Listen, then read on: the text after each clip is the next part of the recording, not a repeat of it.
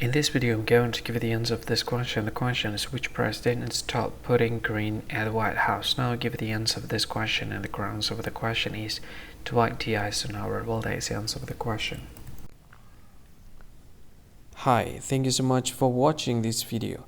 If you find this video is very useful, you can help this channel to grow by subscribing this channel. Please this subscribe button and don't forget to like this video. And if you find this video is not really good, or you don't really like this video, or you kind of feel that it's a little bit offensive or something like that, you can click this one, dislike button. You can do that anyway. And if you want to share this video with your friend, you can share it by clicking this share button, and you can share it to any social media that you wish that is currently available at this time, like Facebook, Twitter, LinkedIn, and many others, right?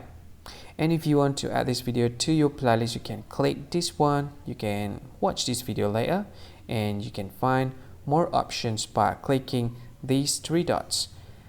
And yeah, don't forget to subscribe. I think that's all of it. Thank you so much for watching this video, and see you again in another video. Bye bye. See you again.